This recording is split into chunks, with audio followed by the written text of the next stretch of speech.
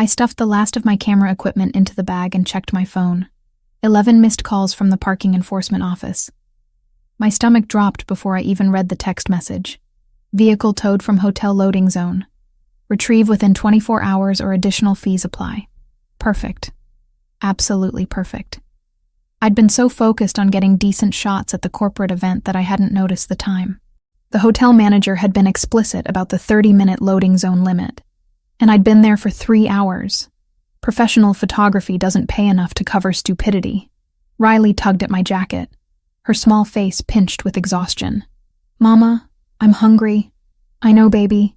We'll get something soon." Outside the hotel's glass doors, water poured from the sky in sheets. Not the gentle autumn drizzle that had been falling when we arrived, but the kind of downpour that soaks you to the bone in seconds. The kind that turns city streets into rivers and makes taxi drivers disappear. I pulled out my wallet and counted what was left after paying this month's overdue electric bill and last month's late fee for Riley's daycare. $43. The towing fee alone would be $200, plus storage, plus the original parking ticket. I didn't have it. Wouldn't have it until my next client paid, which could be days or weeks depending on their accounting department's mood. "Mama?" Riley's voice was small, tired. She'd been patient all evening, sitting quietly in the corner of the ballroom while I worked, coloring in the activity book I'd brought. She was always patient, my girl. Too patient for a 5-year-old who should be home in pajamas, not standing in a hotel lobby at 9 p.m. on a school night. "Let's find somewhere dry to wait," I said, trying to sound confident. "The rain will stop soon."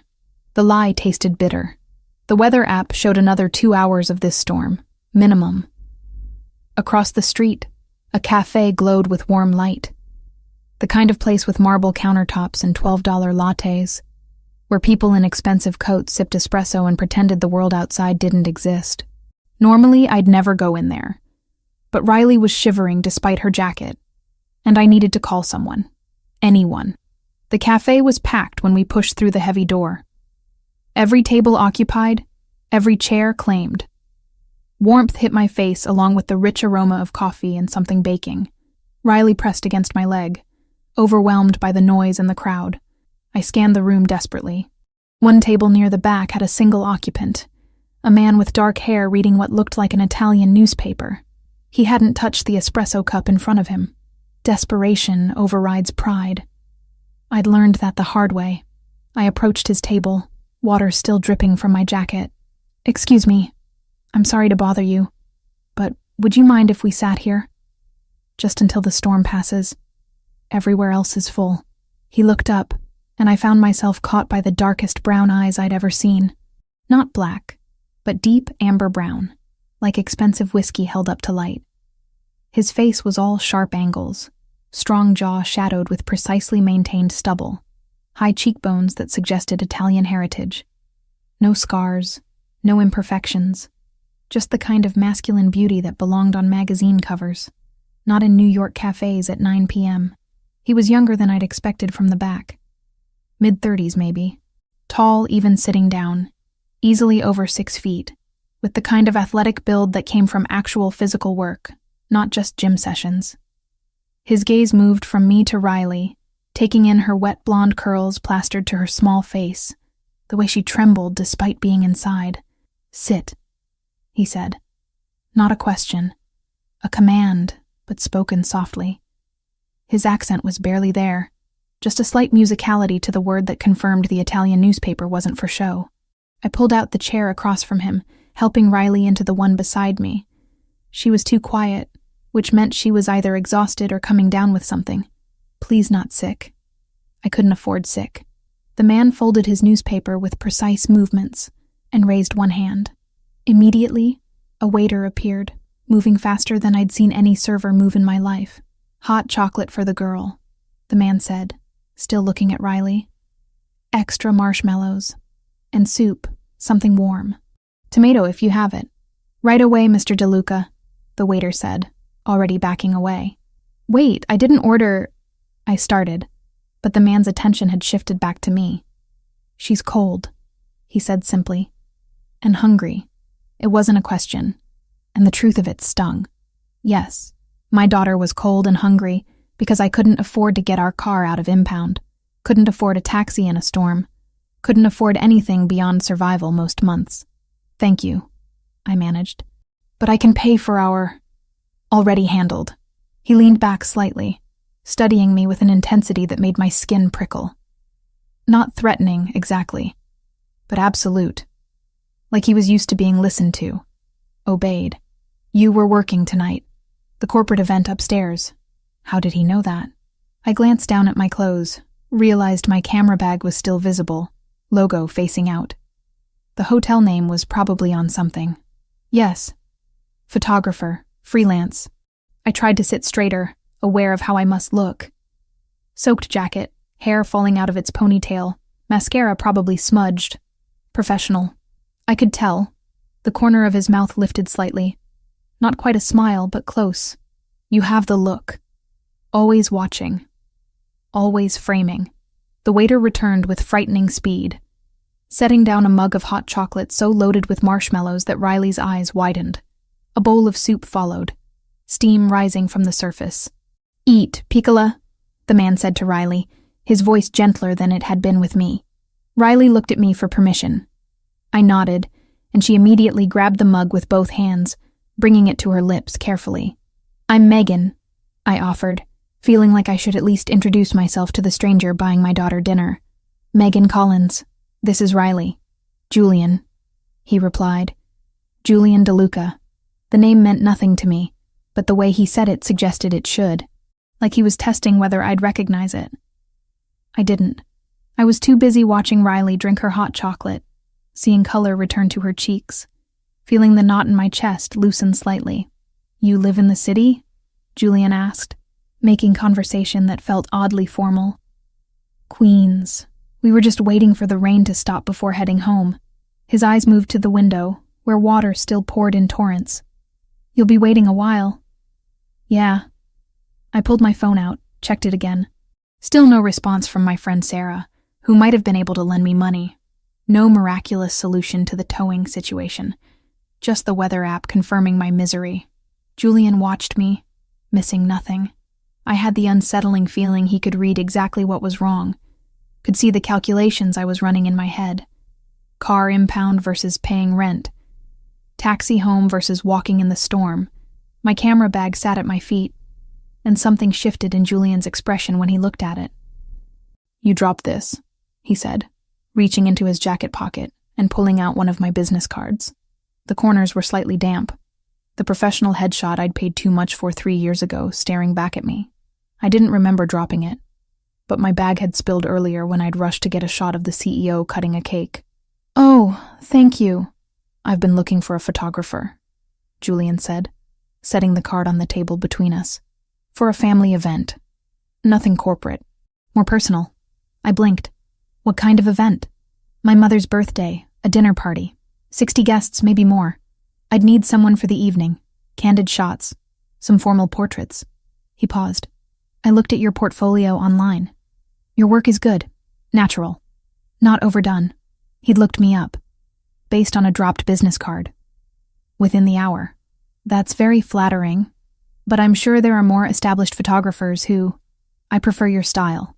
Again, not a request. A statement of fact. The event is in 10 days. I can offer an advance on the booking if that would help with scheduling. 10 days. That was fast, but not impossible. And an advance meant money now, which I desperately needed. What kind of advance? The question came out more blunt than I intended, but subtlety felt pointless. Julian named a figure that made my breath catch. It was more than I usually charged for an entire event, and he was offering it up front. That's generous, I said carefully, suspicion creeping in. Very generous for a photographer you just met. I make decisions quickly. His gaze held mine, and I pay well for quality work. Is that a problem? Yes, screamed every instinct I'd developed over the past 2 years of struggling alone. When something seems too good to be true, it is. When strange men offer money, they want something in return. When opportunities fall into your lap, they're usually traps. But Riley was drinking hot chocolate, warm and safe, And I owed $200 to get our car back and had $43 to my name. No, I heard myself say.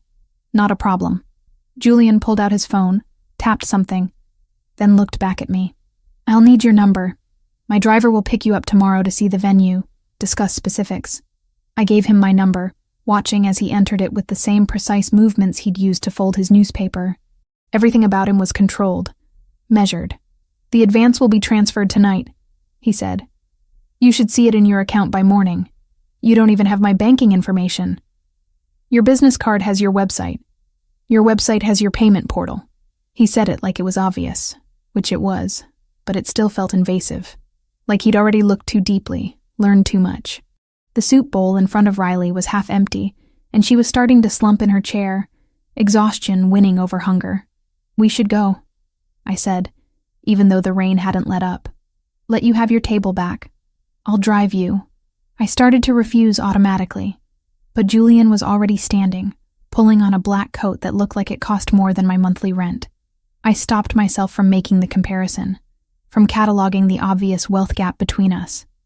It didn't matter. This was business. That's not necessary. I tried anyway. It's pouring. You have no car. You have a tired child. He stated facts, not arguments. I have a car and a driver.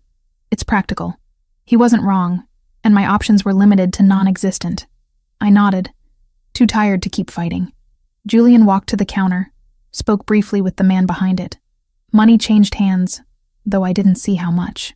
When he returned, he held Riley's jacket, which had been hanging on her chair. Come, Piccola, he said quietly, helping Riley into the jacket with surprising gentleness. Time to go home. Riley looked up at him with sleepy curiosity. Are you a prince? The question caught him off guard. For the first time since we'd sat down, his expression shifted into something almost human, almost warm. Why would you think that? He asked, crouching to be at her eye level. You're in a castle, Riley said, waving vaguely at the elegant cafe. And you're helping us. Like in stories. Julian's mouth curved into a genuine smile, and it transformed his entire face. Made him look younger, less intimidating. Not a prince, he said. Just someone who doesn't like seeing people cold and hungry. Outside, a black car waited at the curb. Not a taxi, not an Uber. A sedan with tinted windows and a driver who appeared the moment we stepped onto the sidewalk, holding an umbrella. The driver opened the rear door without speaking, his movements efficient. He was built like a wall, broad-shouldered and solid, with the kind of watchful eyes that suggested military or security background. I hesitated at the car door, some primal part of my brain screaming warning. Getting into cars with strangers. Rule number 1 of staying safe in the city. But Riley was already climbing in, drawn by the dry warmth, and Julian was waiting patiently, rain soaking his shoulders. I got in. The interior smelled like leather and something woody, expensive. Cedar, maybe, or sandalwood. Julian slid in beside me, maintaining a careful distance, while Riley curled up on the far seat, her head already drooping. The driver pulled away from the curb smoothly, and we merged into the sparse late-night traffic. I gave him my address in Queens, and if he found it unimpressive compared to wherever Julian DeLuca lived, he didn't show it. The silence in the car felt heavy. I stared out the window, watching the city blur past, trying to make sense of the evening, trying to convince myself this was normal, just a lucky break. Nothing more complicated. Julian didn't speak, didn't pull out his phone, didn't do anything but exist in the space beside me with that same controlled stillness. Halfway through the drive, Riley's small voice broke the quiet. Do princes have castles? Julian glanced at her, then at me, something like amusement in his dark eyes. Some do, he told her. Do you have a castle? Something like that. Riley absorbed this information seriously. Mama says castles aren't real anymore, that they're just in books. Your mother is very wise, Julian said. But he was looking at me now, not Riley. But sometimes reality surprises us. I didn't know what to say to that, so I said nothing. The car pulled up to my building 40 minutes later, the rain finally starting to ease. It looked exactly like what it was. A worn-down apartment complex in a neighborhood that had seen better decades. Graffiti on the walls, broken security light, trash collecting in corners. Julian's expression didn't change as he took it in, which somehow made it worse than if he'd shown disgust. "Thank you for the ride," I said, gathering Riley, who had fallen fully asleep. "And for dinner, and for the job. You didn't have to do any of it." "Tomorrow at 10, Julian said instead of acknowledging my gratitude. "The driver will be here." "I'll be ready." I carried Riley to the building entrance, her weight familiar and comforting against my chest. At the door, I turned back, some impulse making me look. Julian hadn't driven away. He sat in the back of the car, visible through the window, watching. Making sure I got inside safely, I realized. The realization did something strange to my chest. Loosened something that had been tight for months. I waved once, awkwardly, then pushed through the door into the lobby that smelled like mildew and old cooking oil. By the time I got Riley upstairs, changed her into pajamas, and tucked her into bed, it was past 11. I checked my phone one last time before collapsing onto my own bed. A notification glowed on the screen. Bank deposit. The exact amount Julian had promised. Already transferred. I stared at it for a long moment, at the proof that tonight had been real, that tomorrow I could get my car back, that for at least a little while the desperate scramble to survive could ease. But underneath the relief, a question nagged at me. Why? Why had Julian DeLuca, whoever he was, decided to help a random photographer and her daughter in a cafe? What did he really want? I fell asleep before I could answer, exhaustion claiming me. Tomorrow I would meet him again, see his castle, whatever that meant. Tomorrow I could start worrying about the price of his generosity. Tonight, Riley was warm and fed and safe. I'd take that victory, however temporary it might be. The morning came too quickly. Riley bounced on my bed at 8, fully dressed and demanding breakfast, which told me she'd recovered from last night's exhaustion. Kids were resilient like that. I, on the other hand, felt like I'd been hit by a truck. My phone showed the bank deposit was real, which meant today was real, which meant I was about to see Julian DeLuca's castle and figure out what I'd actually agreed to. By 9:45, we were both presentable. Riley wore her favorite purple dress with the butterfly on it, insisting that you had to dress nice for castles. I'd chosen black jeans and a gray sweater, professional but not trying too hard. My camera equipment was clean and organized, ready to assess the venue. The black sedan arrived at precisely 10. Same car as last night, same driver who emerged to open the door with the same wordless efficiency. "Good morning," I ventured as Riley climbed in. "Morning, Miss Collins," he replied, his voice surprisingly gentle for someone built like a linebacker. "I'm Anthony. Mr. DeLuca asked me to make sure you're comfortable." Anthony. At least now the silent driver had a name. The drive took us out of Queens, through Manhattan, across a bridge I didn't recognize. We ended up in a part of the city I'd never visited, where streets were tree-lined and houses sat behind gates instead of stacked on top of each other. We turned onto a private road, and I understood what Riley had meant about castles. The DeLuca property wasn't a castle, but it wasn't far off. A 3-story brick mansion sat at the end of a curved driveway, surrounded by manicured gardens that probably cost more to maintain than I made in a year. Wrought iron gates had opened automatically as we approached, cameras visible at multiple points along the perimeter. This wasn't just wealthy. This was the kind of wealth that needed security. "Wow," Riley breathed, pressing her face against the window. Anthony pulled up to the front entrance where Julian waited. He wore dark gray slacks and a black sweater that somehow looked both casual and expensive, hands in his pockets as he watched our approach. He opened Riley's door himself, crouching down to her level. "Good morning. Did you sleep well?"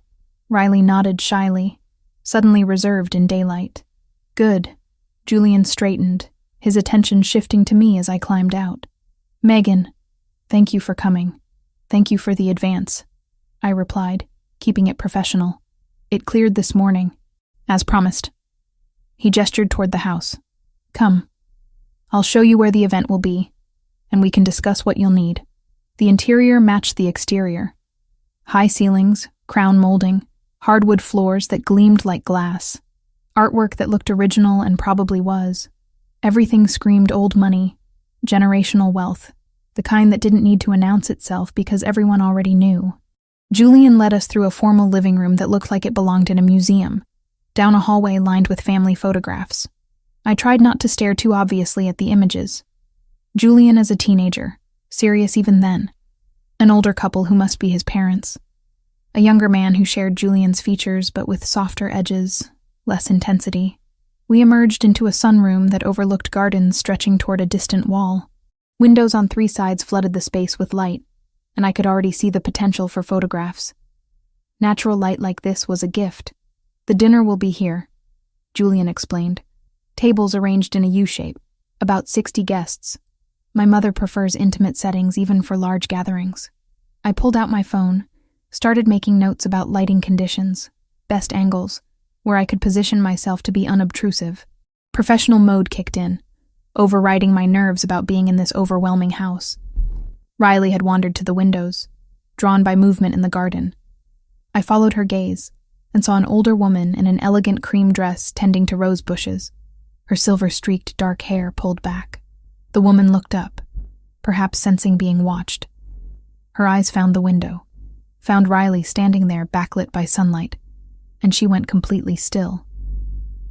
Even from this distance, I could see the shock on her face, then something else. Recognition, maybe, or memory. Her hand went to her mouth. "That's my mother," Julian said quietly, having moved to stand beside me. His voice had changed, softened. "Valentina." The woman set down her gardening shears and walked toward the house with purpose. Julian moved to meet her, and I heard the back door open, followed by rapid Italian that I couldn't understand. Valentina entered the sunroom like weather, bringing energy that filled the space. She was beautiful in the way women who'd lived full lives were beautiful, lines around her eyes speaking of laughter and tears in equal measure. But she wasn't looking at Julian. She was looking at Riley, who'd turned from the window and now stood uncertain, sensing the intensity of attention. "Mio Dio," Valentina whispered. "She looks exactly—" "Mother," Julian said gently, switching to English. "This is Megan Collins, the photographer I told you about, and her daughter Riley." Valentina blinked, seemed to remember herself. She turned to me, offered a warm smile that didn't quite reach her eyes, which kept drifting back to Riley. "Forgive me," she said, her accent stronger than Julian's. "You must think me strange. It's just, you remind me of someone, Kara." This last part was directed at Riley. "My granddaughter," Julian supplied quietly, answering my unasked question. "Sophia. We lost her 10 years ago." The weight of that statement settled over the room. I looked at Riley, seeing her through Valentina's eyes. Blonde curls, small frame, probably the same age. The same innocence that made the world seem safe when it wasn't. "I'm so sorry," I said. Inadequate words for immeasurable loss. Valentina waved it away, but her eyes were bright. "It was long ago, but seeing your daughter," she trailed off, then seemed to gather herself. "You will stay for lunch, yes? Both of you, I insist." Julian opened his mouth, probably to explain that we were here for business, but Valentina's expression brooked no argument. This was a woman used to getting her way. "We don't want to impose," I started. "You're not imposing. You're accepting hospitality." Valentina's smile became genuine. "Please. It would make me very happy." Riley looked up at me hopefully. She'd been so good lately, so patient with all the upheaval in our lives.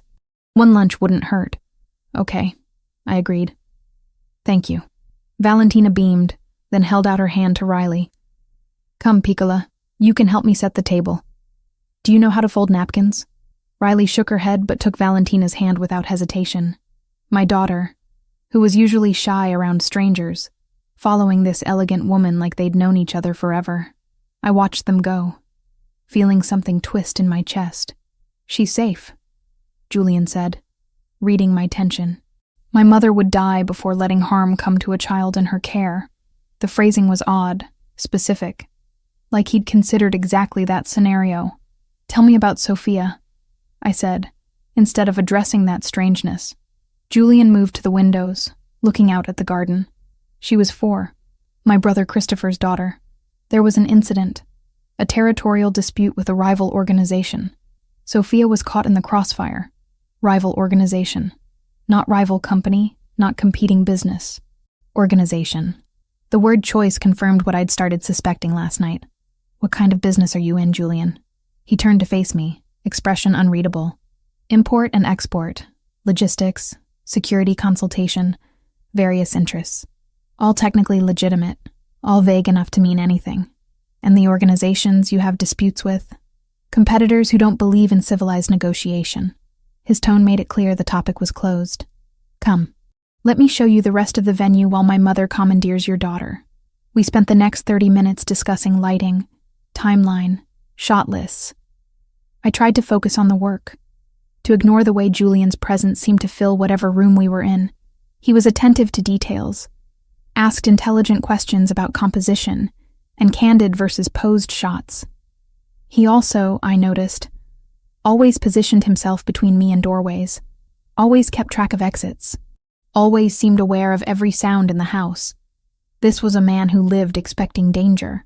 A crash from somewhere in the house made us both turn. Raised voices followed, one of them slurred and angry. Julian's entire demeanor changed. The polite host vanished, replaced by something colder, harder. Stay here. He left before I could respond, moving with purpose toward the commotion. I absolutely did not stay there. I followed, keeping distance but needing to know what was happening, where Riley was. The voices led to a formal dining room where Valentina stood with rigid posture, Riley behind her, and a younger man swayed in the doorway.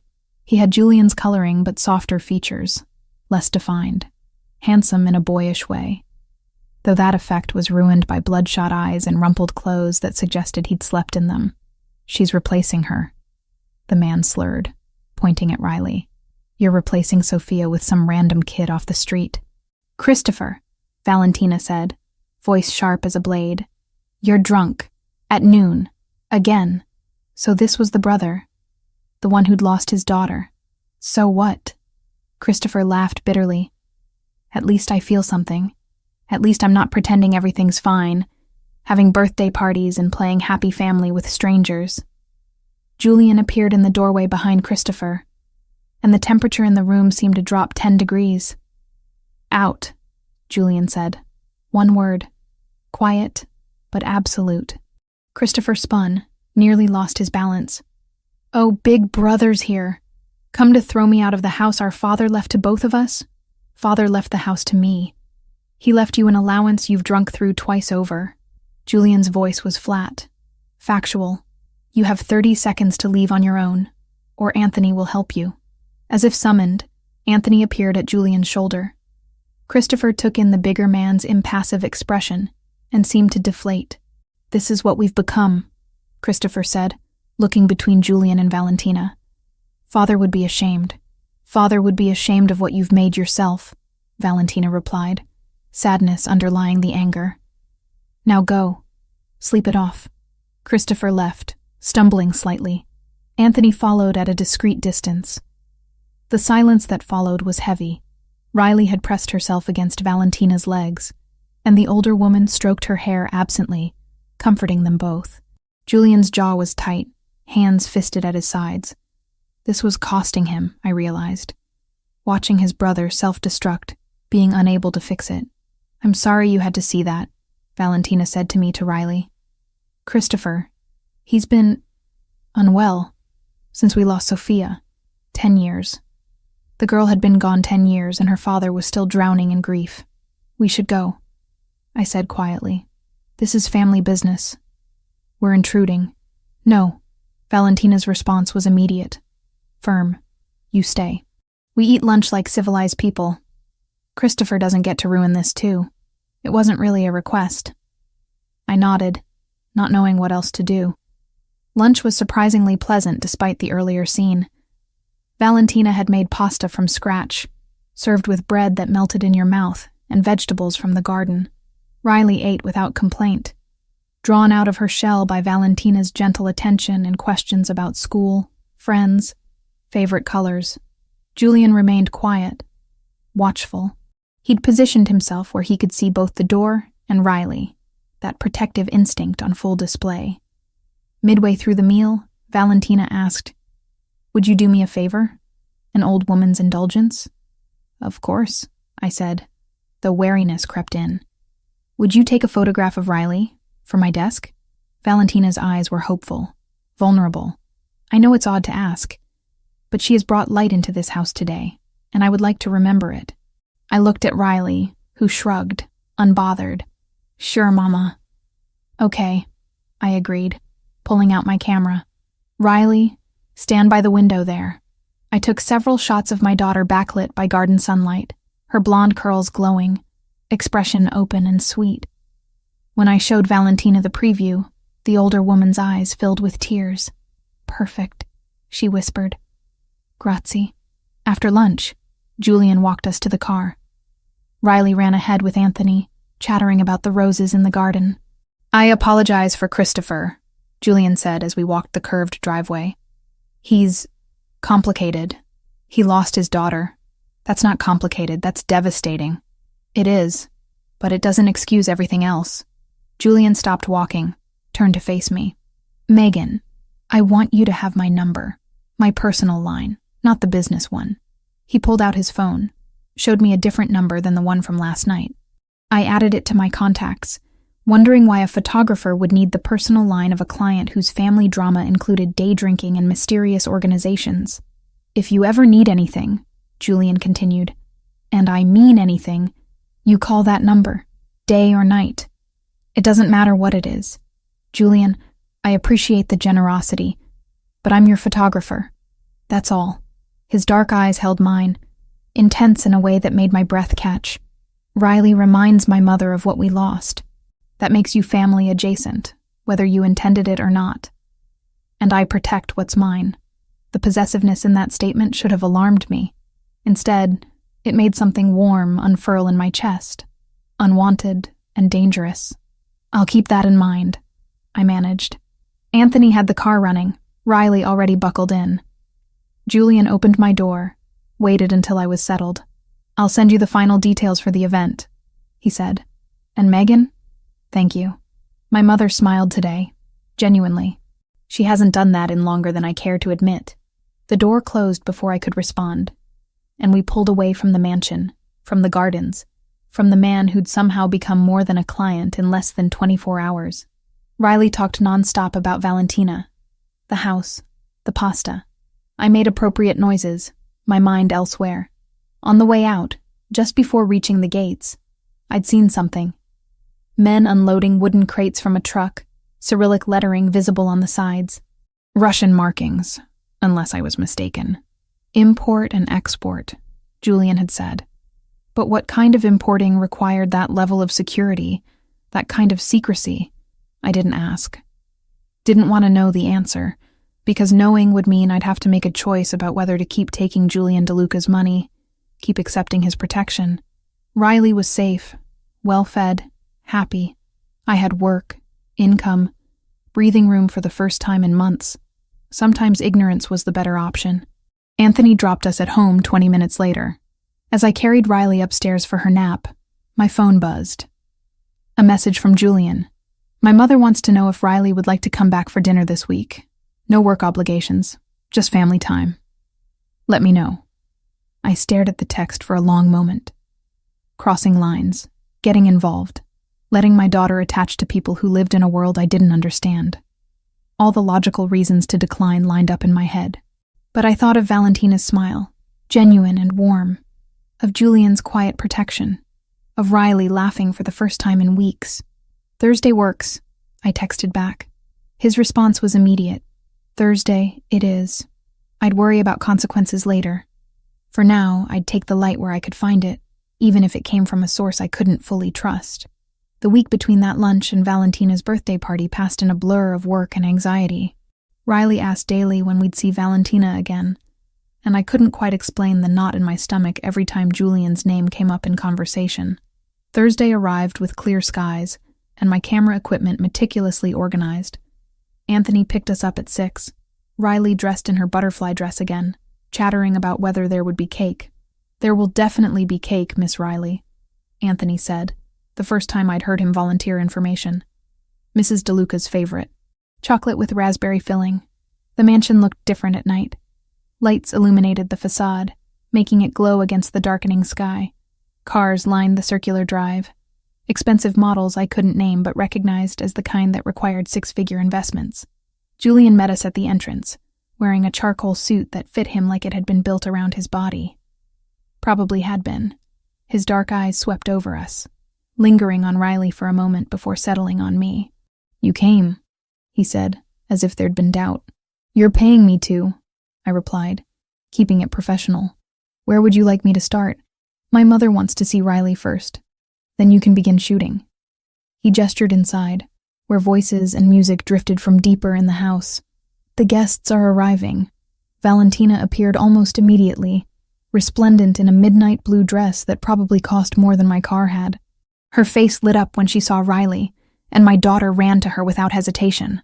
"Cara mia," Valentina said, embracing Riley.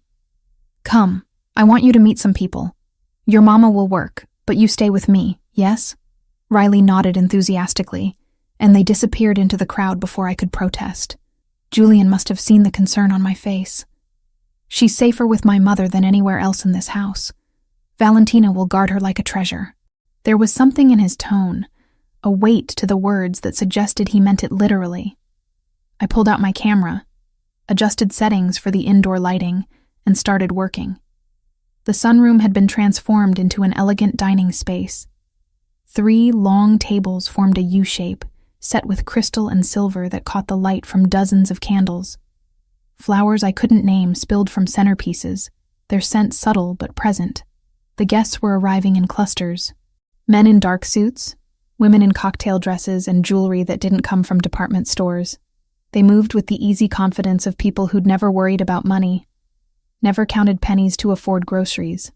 But underneath the elegance, I started noticing things. The way certain men positioned themselves near exits. The bulges under jackets that weren't from wallets. How conversations would pause when I moved close with my camera, resuming only after I'd passed. These weren't business executives or wealthy socialites. Or rather, they were those things. But they were something else, too. I captured candid shots of guests mingling, of Valentina laughing with an older woman, of the tables being filled with dishes that made my mouth water. Through my viewfinder, I watched how people deferred to Julian. Not obviously, not obsequiously, but with respect that bordered on wariness. He wasn't just the host.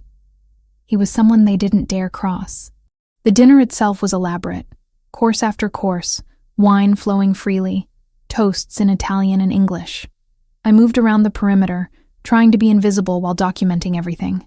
Riley sat beside Valentina at the head table, eating carefully and clearly on her best behavior. During the main course, I caught movement through a doorway. Christopher stood in an adjacent room with 2 men I didn't recognize. Their body language was wrong, tense and confrontational. I shifted position, trying to appear like I was just looking for a better angle while keeping them in my peripheral vision. Christopher's voice carried despite obvious attempts to keep it low. "The shipment from the Russians is late. 3 days now. Kozlov is getting impatient." Russians, Kozlov, shipment. The pieces clicked together with sickening clarity. The security, the deference, the careful vagueness about Julian's business. "Import and export," he'd said. But not the legal kind. One of the men with Christopher noticed me. His expression hardened, and he said something sharp in Italian. Christopher's head snapped toward me, and for a moment our eyes met. I turned away immediately, heart hammering, and focused my camera on the dessert being served. Act natural. Act like you heard nothing, saw nothing. The rest of the dinner passed in a haze. I went through the motions, capturing the cake being brought out with its candles, Valentina's delighted expression, the group singing in Italian. But my hands shook slightly, adrenaline making my pulse too fast. Julian DeLuca wasn't just wealthy. He was exactly what every instinct had been warning me about since that first night in the cafe. He was Mafia. And I'd walked my daughter straight into his world. After the cake, guests began mingling again. I found Riley still with Valentina, now helping the older woman open presents. My daughter was safe, happy, completely oblivious to the revelation currently tearing apart my carefully maintained composure. The photographs, Julian's voice came from behind me, making me jump. Are they satisfactory? I turned, camera clutched like a shield between us. They're fine. Good lighting, emotional moments. Your mother will be pleased. He studied me with those dark, penetrating eyes. But you're not pleased. I'm just the photographer. My opinion doesn't matter. You're a terrible liar, Megan. He stepped closer, lowering his voice. What did you see? No point in pretending. Your brother, talking about Russians and shipments, using words that don't fit the legitimate business narrative.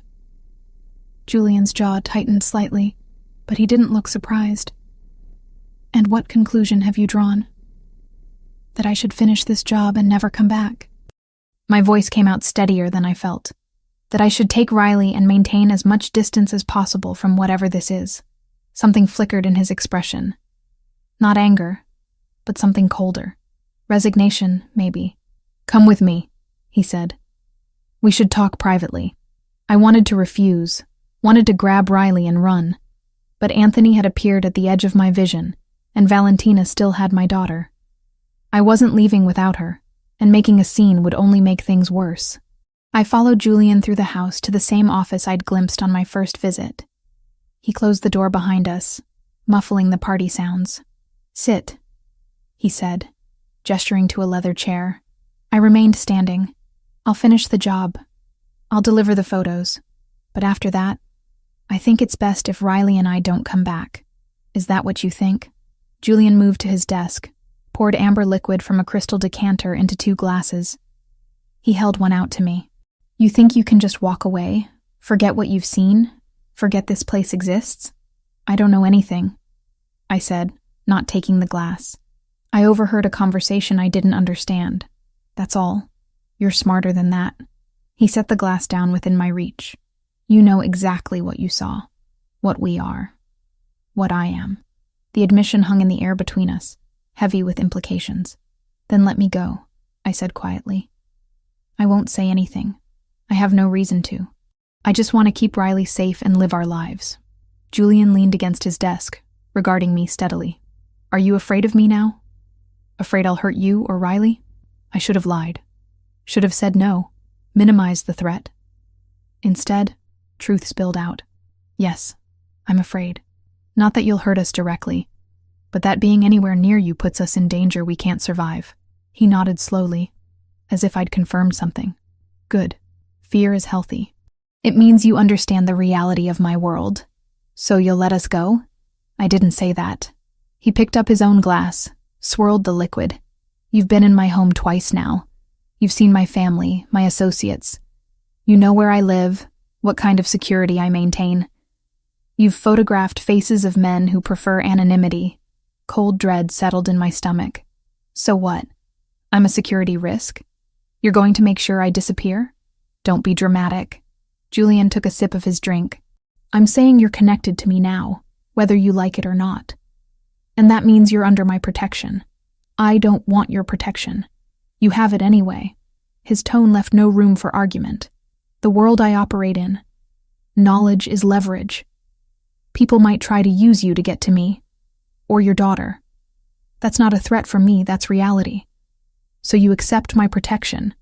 Or you put yourself at risk trying to refuse it. I wanted to argue. To tell him he was wrong. But the cold logic made horrible sense.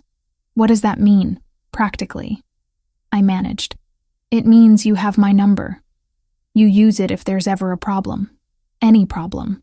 It means Anthony or someone else will occasionally check on you. Make sure you're safe. It means that if anyone ever threatens you or Riley, you call me immediately. And in return, you live your life. You work. You raise your daughter. You do whatever makes you happy. He set down his glass.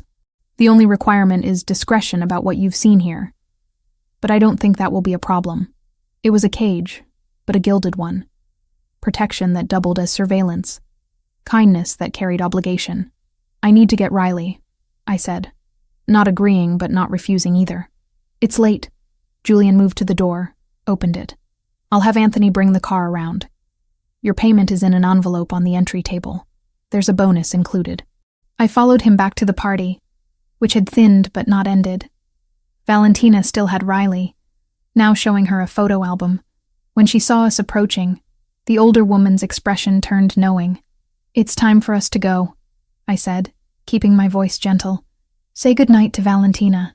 Riley hugged Valentina with the easy affection of a child who didn't understand complications.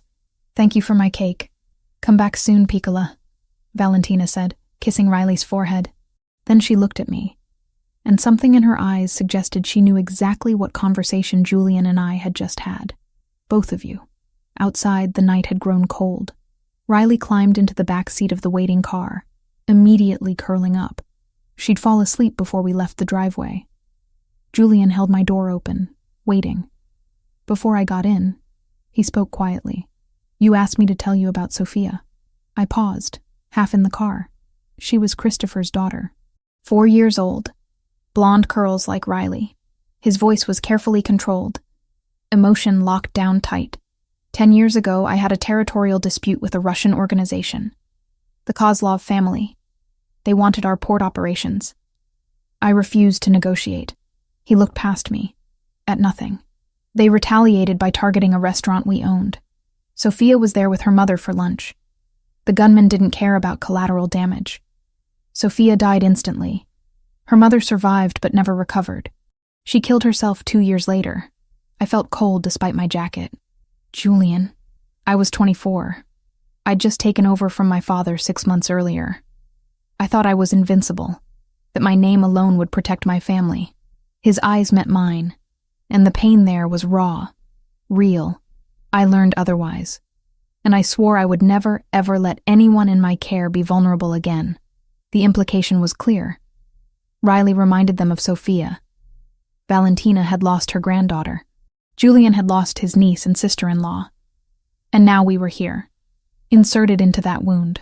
"I'm sorry for your loss," I said, because nothing else seemed adequate. "Don't be sorry. Be careful. Be smart. And call me if you ever need help." He stepped back, allowing me to close the door. Through the window, I watched him stand there as Anthony pulled away. Still watching, still protecting, even as we left. Riley slept the entire drive home. I carried her upstairs, tucked her into bed, and then sat in my living room staring at the envelope Julian had given me. Inside was the agreed payment, plus a substantial bonus. Also a business card with just his personal number, no name. I should have been relieved. Should have felt like I'd escaped something dangerous. Instead, I felt marked, claimed, protected whether I wanted to be or not. My phone buzzed. A text from Julian. "Thank you for tonight. My mother is happy.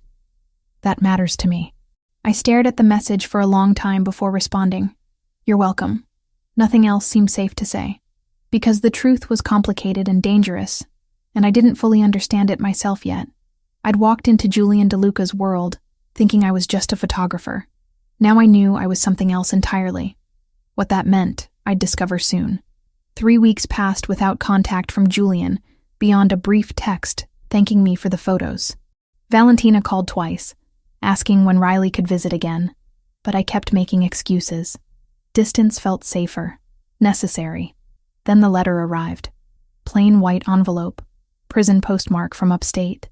My hands shook as I opened it, already knowing who it was from before I saw Ryan's handwriting. "Megan, my lawyer says I'll be out in 2 weeks. Early release for good behavior. We need to talk about Riley. She's my daughter too. My family has hired representation to file for shared custody. You can't keep her from me. See you soon. Ryan." The words blurred as panic flooded my system. Ryan, getting out, coming for Riley.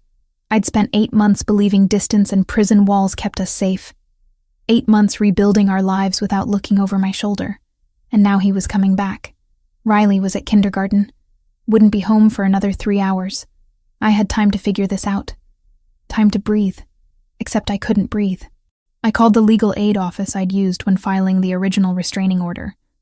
Got transferred 4 times before reaching someone who could help. "Custody cases are complicated," the attorney said. Her voice professional, but not unkind. "Especially when the father has financial resources. Does he?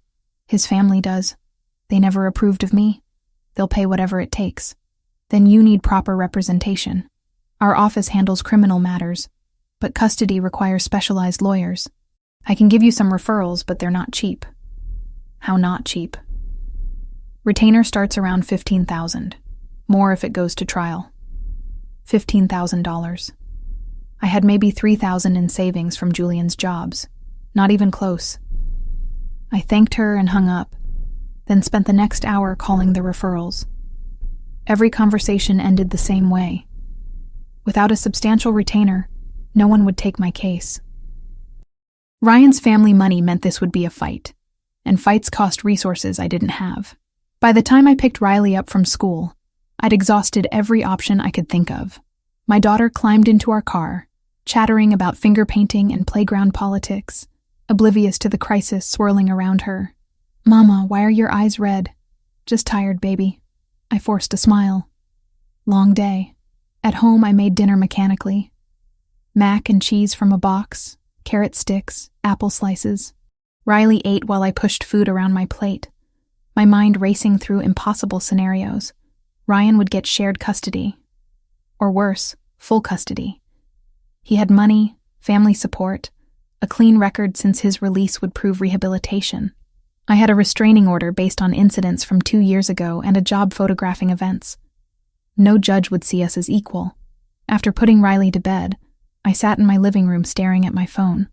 At the contact labeled Julian DeLuca, personal. I shouldn't call. Getting more entangled with him was dangerous, stupid. I should handle this alone, but Riley's face kept flashing through my mind. Her trusting smile, her small hand in mine, the way she still sometimes had nightmares about the shouting matches before we left. I couldn't let her go back to that. My finger pressed the call button before I could change my mind. Julian answered on the second ring. Megan. Just my name, spoken in that low, controlled voice. Somehow it steadied me. "I need help," I said, the words catching in my throat. I wouldn't call if there was any other option. But there isn't. And Riley... Slow down. What happened? I told him about the letter, the custody threat, the lawyers who wouldn't take my case without money I didn't have. The words spilled out in a rush. 2 weeks of fear and uncertainty I'd been suppressing finally breaking through. Julian listened without interrupting. When I finished, silence stretched for several seconds. "Your address," he said finally. "Right now." "What?" "Tell me your address. I'm coming to you." I rattled off the street and apartment number, too tired to argue. 30 minutes, Julian said. "Lock your door. Don't open it for anyone but me." He hung up before I could respond. 28 minutes later, headlights swept across my window. I peered through the blinds to see the black sedan pulling up, Julian emerging from the back seat with Anthony close behind. I opened the door before they could knock, not wanting Riley woken. Julian stepped inside, his presence immediately making my small apartment feel smaller. His eyes swept the space, cataloging exits and sightlines with practiced efficiency, before settling on me. "Where's Riley?" "Asleep. She doesn't know about any of this." "Good." He moved to my couch, sat like he belonged there. "Show me the letter." I handed it over, watching as he read Ryan's words with an expressionless face. Anthony stood by the door, hands clasped, waiting. "Anthony," Julian said without looking up. "Place someone on this building. Rotating shifts. If Ryan or anyone connected to him comes within 2 blocks, I want to know immediately." "Yes, sir." Anthony pulled out his phone, stepped into the hallway to make calls. "Wait," I protested. "You can't just station people outside my apartment. The neighbors will notice." Your landlord works for a property management company I do business with. It won't be a problem." Julian set the letter aside. "And your neighbors won't notice. My people are professionals." The casual way he rearranged my life should have infuriated me. Instead, I felt something loosen in my chest. Someone was taking control, handling things I couldn't handle alone. "What about the custody case?" I asked. "Guards outside won't stop a court order." "No, but lawyers will." Julian pulled out his phone, scrolled through contacts. "I have a firm on retainer, family law specialists. They handle sensitive matters for my associates." "Julian, I can't afford—" "You're not paying." He held up a hand. cutting off my protest. This is personal. Riley reminds my mother of Sophia. More than that, she's brought light back to Valentina's life. That makes her important to me. I can't accept charity. Something dangerous flickered in his eyes. It's not charity. It's protection. Do you understand the difference? I did. Charity implied kindness without strings. Protection meant obligation, ownership. What do you want in return? Julian studied me for a long moment. Honesty. If Ryan contacts you again, you tell me immediately. If anything threatens Riley, you call me before anyone else, including the police. Why not the police? Because the police have procedures, paperwork, delays. I don't. His voice was soft but absolute. Riley's safety is too important for bureaucracy. Anthony returned, nodding to Julian. Done. Martinez is already en route. Chang takes over at midnight. Good. Julian turned his attention back to me. Tomorrow morning, 10 a.m. My lawyers will meet you at their office. Anthony will drive you. I have a job. A client shoot at 11. Cancel it. I can't just... Megan.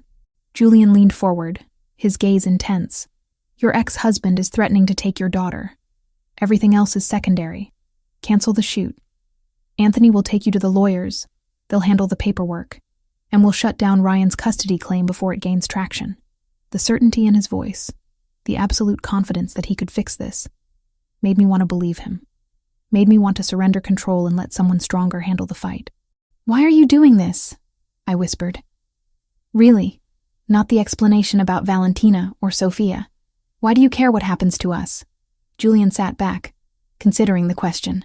When he spoke, his voice carried a weight I hadn't heard before. When Sophia died, I was young and arrogant. I thought my position, my name, would be enough protection. I learned otherwise. My niece paid for my mistakes with her life. His jaw tightened. I swore I'd never let that happen again. That anyone under my protection would have every resource, every advantage I could provide. But we're not under your protection. Not really. We're just people you met in a cafe. You became mine the moment I decided you were. Simple statement. No room for argument. Whether you accept it or not doesn't change the reality. Riley is safe because I've decided she's safe. You're protected because I've decided to protect you. The possessiveness should have terrified me. Instead, exhaustion and relief made me slump forward, elbows on my knees. I don't know how to thank you. Don't thank me. Just trust me. Julian stood, buttoned his jacket. Get some sleep. Anthony will be here at 9 tomorrow. Be ready. He moved toward the door, then paused. From his pocket, he pulled a phone, different from the one I'd seen him use before. This is for you. It has one contact programmed in. Anthony's direct line. If you need immediate help, you call him. He'll have someone here in minutes. Or he'll come himself. I took the phone. Felt its weight in my palm. Another leash. Another connection to Julian's world. What if Ryan's lawyers are better than yours? The question came out small, vulnerable. Julian's expression softened slightly, the dangerous edge receding. They won't be. Trust me on this. Ryan might have family money, but I have resources he can't imagine. By the time my lawyers finish, he'll be lucky if supervised visitation is still an option. After they left, I checked on Riley. She slept peacefully, one hand curled under her cheek, blonde hair spread across her pillow. My daughter. My whole world. The reason I'd fled, survived, rebuilt. And now she was the reason I'd tied myself to a man whose protection came with invisible chains. I climbed into bed but couldn't sleep. Instead, I stared at the phone Julian had given me. At the single contact labeled, Anthony, Emergency. And wondered what price I'd eventually pay for accepting this help. The answer came sooner than I expected. But not in the way I'd feared. The week following my meeting with Julian's lawyers felt surreal. They'd moved with frightening efficiency, filing counter motions before Ryan's attorneys had even officially served papers. I'd sat in their glass-walled conference room while 3 sharp-eyed lawyers in designer suits explained how they'd systematically dismantle Ryan's custody claim. His early release doesn't erase his record, the lead attorney, a woman named Victoria Hale, had said with cold precision. We'll argue that releasing him early only proves he can follow institutional rules, not that he's fit to parent. The documented domestic violence, the restraining order, the 8 months of zero contact with his daughter. It paints a clear picture. By the end of the meeting, I'd felt cautiously optimistic for the first time since receiving Ryan's letter. Now, 2 weeks later, the custody process churned forward through paperwork and legal maneuvers. Julian's lawyers assured me Ryan's case was weakening daily. For the first time in months, I could breathe without the constant weight of panic crushing my chest. Julian visited frequently, always with a reason. Updates from the lawyers, checking that Anthony's security rotations were unobtrusive, dropping off groceries because Valentina insists you're too thin. Each visit felt carefully calibrated, professional boundaries maintained even as something unspoken hummed between us. Riley adored him. That was the most dangerous development, watching my daughter light up whenever his car appeared.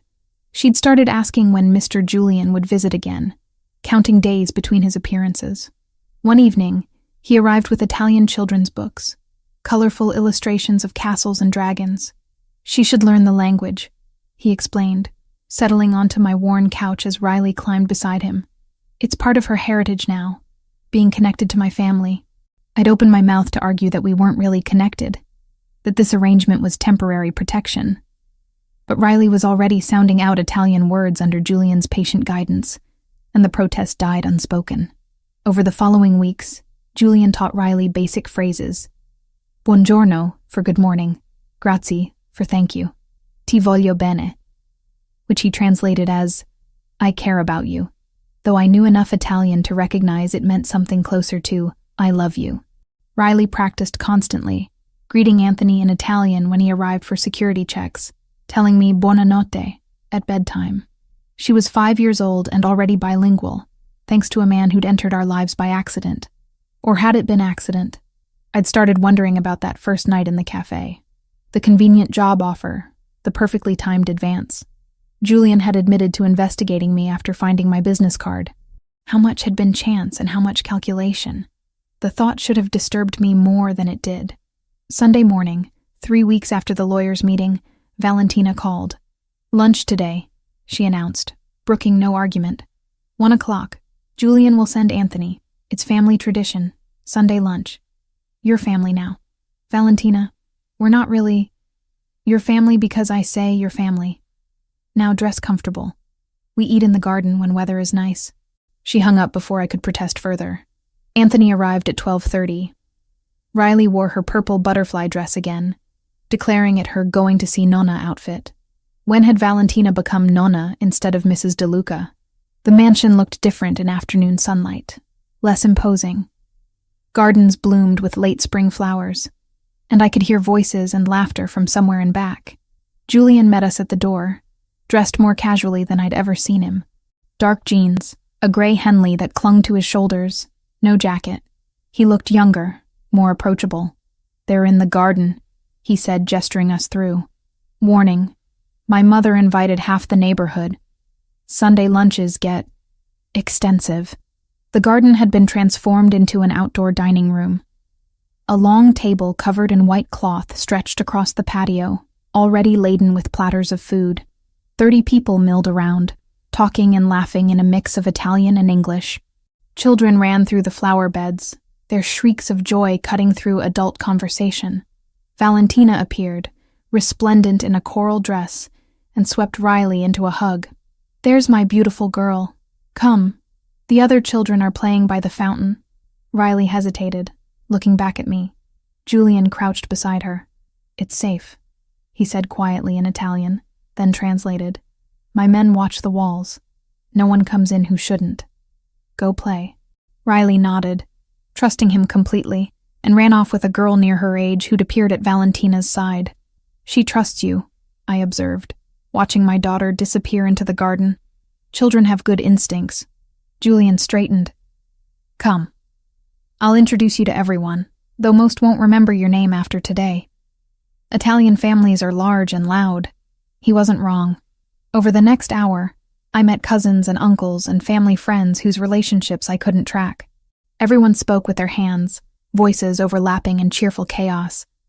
Food appeared in endless waves, antipasti, pasta, grilled meats, vegetables drizzled in olive oil, bread still warm from the oven. Through it all, Julian stayed close, not hovering, but present, introducing me as Megan, a friend of the family, with his hand resting briefly on my lower back or shoulder, casual touches that felt like claims. During the meal, I noticed Christopher at the far end of the table. He was sober today, or close to it, picking at his food while watching Julian with undisguised bitterness. When Julian threw his head back, laughing at something Valentina said, Christopher's expression twisted into something ugly. "Don't mind him," a woman beside me murmured. Julian's cousin, I thought, though I'd lost track. Christopher's been angry at the world since Sophia died, especially angry at Julian for surviving the grief better. After lunch, as guests lingered over coffee and dessert, Julian found me watching Riley play with the other children. "Want to get out of here?" he asked quietly. "The chaos gets overwhelming. Won't your mother mind? She'll be delighted. She's been trying to get me alone with you for weeks." The admission made heat rise to my face. Julian noticed, something that might have been amusement flickering in his dark eyes. "Ice cream," he said. "There's a place Riley will love." 20 minutes away, Riley was thrilled at the prospect, bouncing in the back seat of Julian's car, a different vehicle than the usual sedan. This one a dark blue SUV with leather seats and technology I didn't understand. The gelato shop was small and family-owned, tucked into a neighborhood that felt frozen in another era. Julian knew the owner by name, spoke to him in rapid Italian, while Riley pressed her face against the glass display case. "She wants to try everything," I translated, smiling at my daughter's indecision. "Then she'll try everything," Julian replied simply, ordering a sampler of 6 flavors. We sat at an outdoor table, Riley methodically working through her gelato, while Julian and I pretended not to watch each other. The afternoon sun was warm, the street quiet. It felt almost normal, like we were just a family enjoying weekend ice cream. Except we weren't a family. We were a single mother, her daughter, and a man whose protection came with obligations I hadn't fully acknowledged. Riley's eyes grew heavy halfway through her second flavor. The long afternoon, the playing, the rich food. It all caught up to her at once. Julian noticed before I did. "Come on, Piccola," he said gently. "Time for a rest." He carried her to the car, settled her in the back seat where she immediately curled up and fell asleep. Instead of driving home, Julian pulled into a small park nearby and killed the engine. "She'll sleep better if we don't move," he explained, turning in his seat to face me.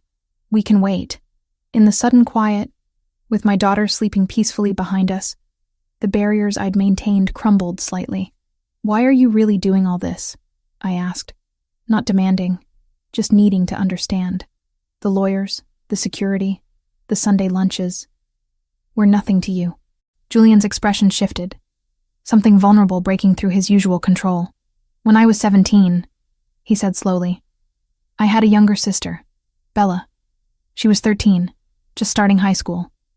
Beautiful, brilliant, full of life. Past tense. My chest tightened. There was a dispute with a rival family. The Russians, actually. The same ones my brother mentioned at my mother's party. They wanted territory my father controlled. He refused to negotiate. Julian's hands tightened on the steering wheel, knuckles white. They retaliated by targeting Bella. Grabbed her after school, held her for 3 days.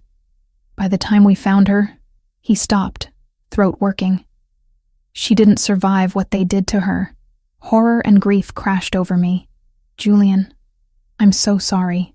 My father became someone else after that. Ruthless, paranoid, trusting no one. I watched him destroy himself trying to protect what remained of our family.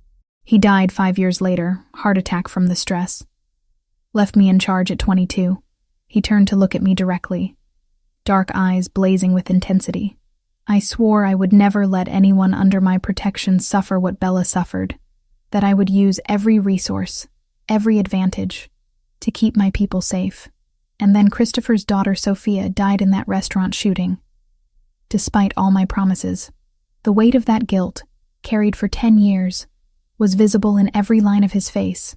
So yes, I'm protecting you and Riley. But it's not charity. It's penance. It's trying to save someone I can save, when I couldn't save the ones I lost. Without thinking, I reached across the console and took his hand. His fingers closed around mine immediately, grip almost painful in its intensity. "You can't save everyone," I said quietly.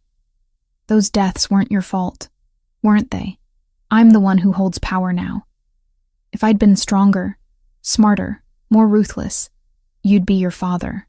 Dead at 47 from the stress of trying to control the uncontrollable." Julian stared at our joined hands, then lifted his gaze to mine. Whatever he saw in my expression made his breath catch. "You're not afraid of me. I should be.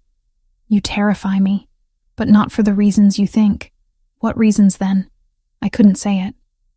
Couldn't admit that what terrified me was how much I'd come to depend on him, how safe I felt in his presence, how my daughter called his mother Nonna and learned Italian from him and looked for his car every afternoon, how I'd started falling for a man whose world would eventually consume us. Instead, I leaned across the console and kissed him. Julian went completely still for one heartbeat. Then his free hand cupped the back of my head, and he kissed me back with an intensity that stole my breath. It wasn't gentle or tentative. It was claiming, demanding, 10 weeks of tension finally breaking free. I tasted desperation in that kiss. His and mine both.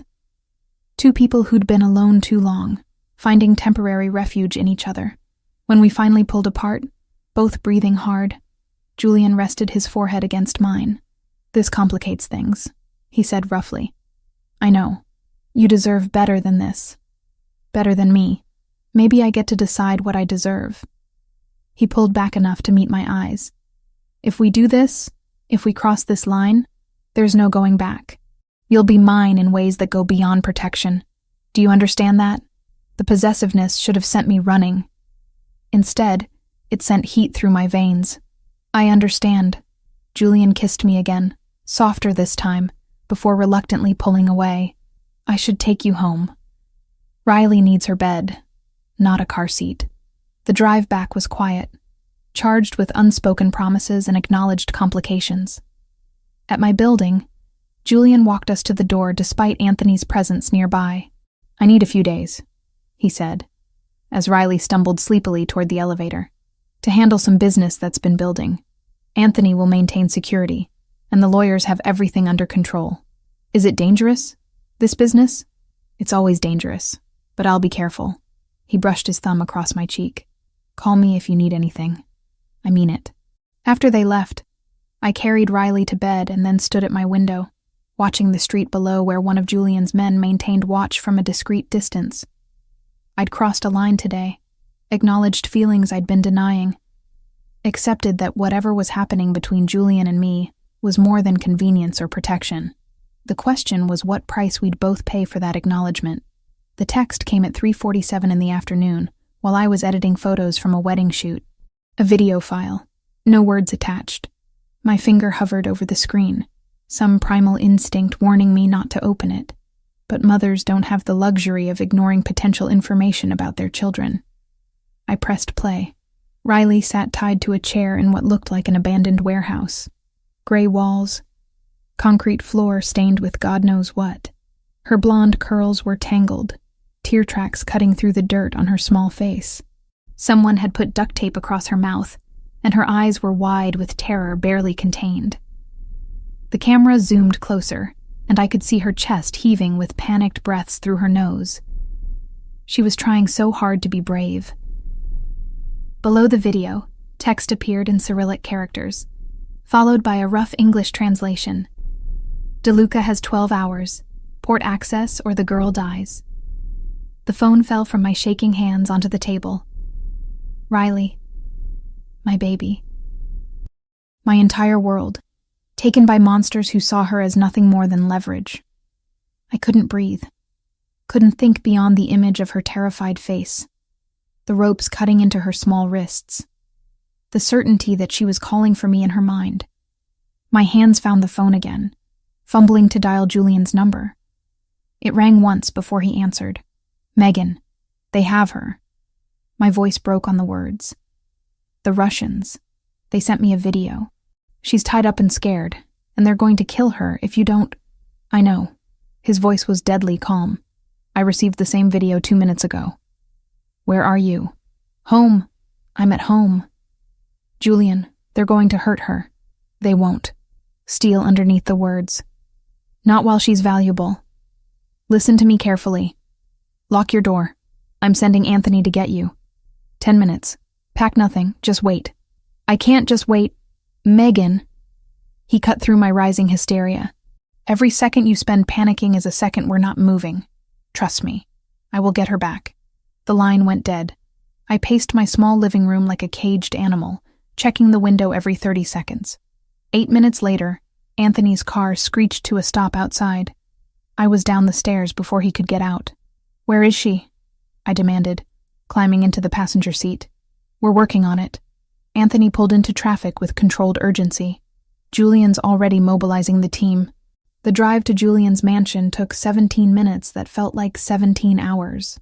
My mind kept showing me that video on repeat. Riley's terrified eyes, the ropes, the cold warehouse. What were they doing to her right now? Was she crying? Screaming? Did she think we'd abandoned her? The mansion gates were already open when we arrived. Multiple vehicles crowded the circular drive, men in dark clothes moving with military precision. Julian met me at the door. He'd changed into tactical gear, black cargo pants, and a fitted shirt under body armor. His expression was carved from ice. Come, he said, leading me through the house to a room I hadn't seen before. The operations center looked like something from a spy movie. Banks of computer monitors covered one wall, displaying satellite imagery, traffic cameras, heat signatures. Half a dozen men worked at keyboards, voices overlapping in rapid-fire Italian and English. Valentina stood in the corner, rosary beads clutched in her weathered hands, lips moving in silent prayer. Show me, Julian ordered. One of the technicians pulled up the video I'd received.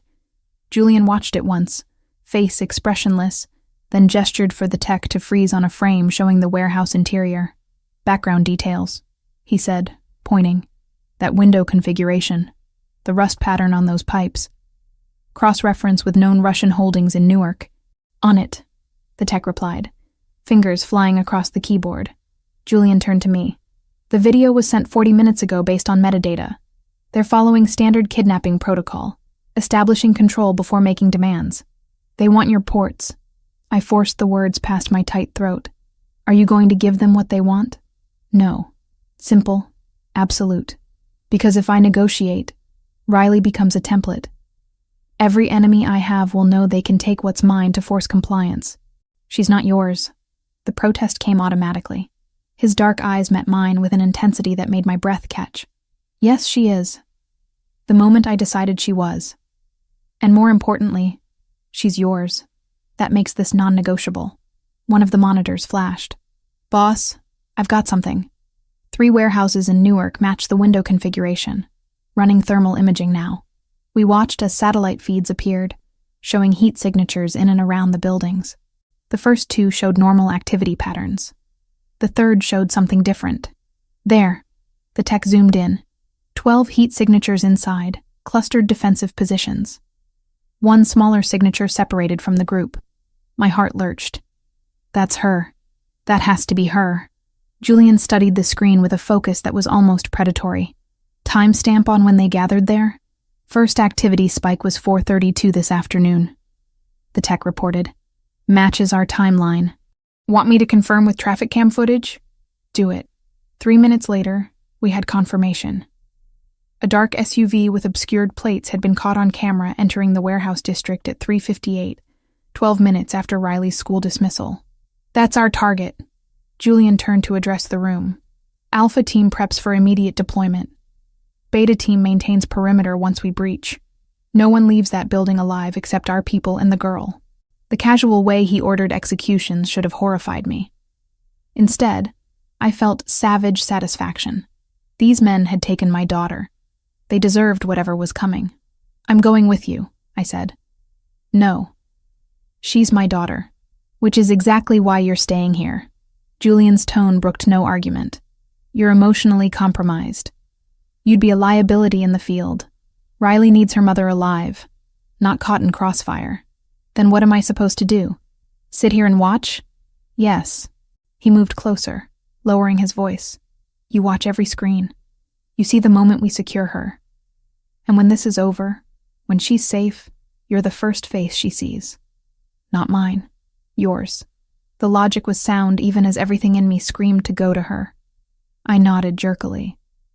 Julian touched my shoulder briefly, the only concession to comfort he'd allow himself. Then he was all business again, issuing rapid commands to his team. 15 minutes later, a convoy of 4 black SUVs left the property. I watched them go through the window, then returned to the operations center where multiple screens now showed dashboard cameras from the vehicles. Valentina appeared at my side with a glass of water I didn't remember wanting. "He will bring her home," she said quietly. "My son does not fail when family is at stake. She's not his family. She is the child my son protects. That makes her DeLuca, whether papers say so or not." Valentina squeezed my hand. "And you, Megan, you are also family now. These men took what is ours. They will learn why that was a mistake." The convoy reached the warehouse district as dusk fell. Through night vision cameras, I watched Julian's team stack up at multiple entry points. His voice came through the speakers, calm and controlled. "Thermal shows no change in positions. They're not expecting us yet. Alpha breaches in 60 seconds. All teams confirm ready." A chorus of affirmatives. My fingernails dug into my palms hard enough to break skin. 30 seconds. Weapons free on confirmed hostiles. Priority 1 is locating the child unharmed. Priority 2 is intel. Priority 3 is nobody leaves breathing. I stopped breathing myself. Breach. The world exploded into chaos. Multiple camera feeds showed doors being kicked in simultaneously. Muzzle flashes lighting the darkness, shouted commands in English and Italian. The staccato crack of gunfire filled the speakers. One camera, mounted on Julian's helmet, showed his point of view as he moved through the warehouse with lethal efficiency. 2 men appeared from behind a stack of crates. Julian fired 3 times. Both dropped. "North corridor clear," someone reported. "East side, 2 tangos down," another voice. "Office section ahead," Julian said. "Heat signature still there. Hasn't moved. Please let her be okay. Please let her be alive." The helmet camera showed Julian approaching a closed door. He signaled to the men behind him, held up 3 fingers. 3, 2, 1. The door exploded inward. Julian swept into the room, weapon raised. For a heart-stopping moment, the camera showed nothing but overturned furniture and shadows. Then it tilted down. Riley sat in the corner exactly as she'd appeared in the video, tied to a chair, duct tape over her mouth. But her eyes, when they found the camera, went wide with recognition. "Target acquired," Julian said, his voice rougher than before. "She's alive. She's okay." A sob tore from my throat before I could stop it. Valentina's arm went around my shoulders as my knees buckled. On screen, Julian holstered his weapon and crossed to Riley in 3 long strides. His hands, so deadly moments before, were gentle as he peeled the tape from her mouth. "Riley," he said softly. "It's me. You're safe now." She stared at him for 1 long second, like she couldn't believe he was real. Then she threw herself forward, chair and all, trying to reach him. Julian caught her, wrapping his arms around chair and child together. One of his men moved in with a knife, cutting the ropes. The moment she was free, Riley wrapped her arms around Julian's neck and buried her face against his tactical vest. "I knew you'd come," she sobbed. "I told them you'd come. They said nobody was coming, but I knew. I'm here." Julian's voice cracked in a way I'd never heard. "I've got you, Piccola. Nobody's going to hurt you ever again." He stood with her clinging to him, this violent man holding my terrified daughter with infinite care. "Alpha team, target secured," he reported, moving to extract. The journey out of the warehouse was faster than the entry. Julian never put Riley down, just carried her through corridors of fallen men, shielding her face so she wouldn't see the bodies. "Mama?" Riley's voice came through the audio. "Where's my mama?" "She's waiting for you," Julian promised. "She's safe. We're going to her right now." The convoy pulled back through Newark with escort vehicles clearing their path. 45 minutes from breach to arrival at the mansion. 45 minutes during which I paced the foyer like a madwoman, unable to sit, unable to do anything but wait. Headlights swept across the windows. Car doors opened. I was already running down the front steps when Julian emerged from the lead vehicle, Riley still in his arms. "Mama!" she screamed, reaching for me. I grabbed her from Julian and crushed her against my chest, feeling her small body shake with sobs, breathing in the smell of her hair and sweat and fear. But alive. She was alive. "I'm here, baby," I whispered fiercely. "I've got you. You're safe." Riley clung to me, fingers twisted in my shirt, her whole body trembling. I held her so tightly she had to push back to breathe, but I couldn't let go. Couldn't convince my arms to loosen even slightly. Julian stood a few feet away, watching us with an expression I couldn't fully read. Relief, certainly. But underneath it, something darker. Guilt, maybe. The weight of promises made and nearly broken. Valentina appeared with a blanket, wrapping it around Riley's shoulders, even though the night wasn't cold. "Povera bambina," she murmured, tears streaming openly. "You're home now. You're safe." A doctor Julian had summoned arrived minutes later and checked Riley over in the mansion's sitting room. No injuries beyond some bruising from the ropes and mild dehydration. Physically, she'd emerged intact. Emotionally was another question. Riley wouldn't let go of me. When the doctor needed to examine her arms, she screamed until I held her hand.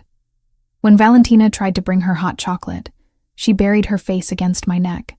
"It's okay," I kept saying, knowing it wasn't but needing to say something. "You're safe now. Nobody's going to hurt you." After the doctor left and Valentina had coaxed Riley into drinking some water, Julian appeared in the doorway. Riley's head snapped up.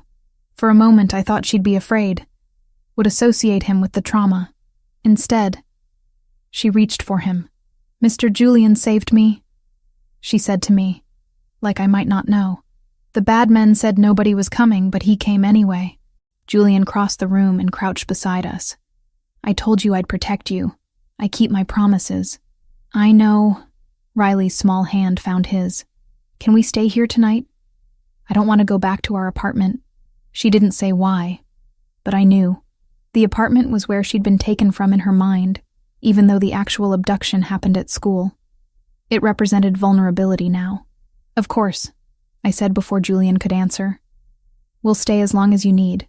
Julian's eyes met mine over Riley's head. In that moment, I understood that something had fundamentally shifted between us.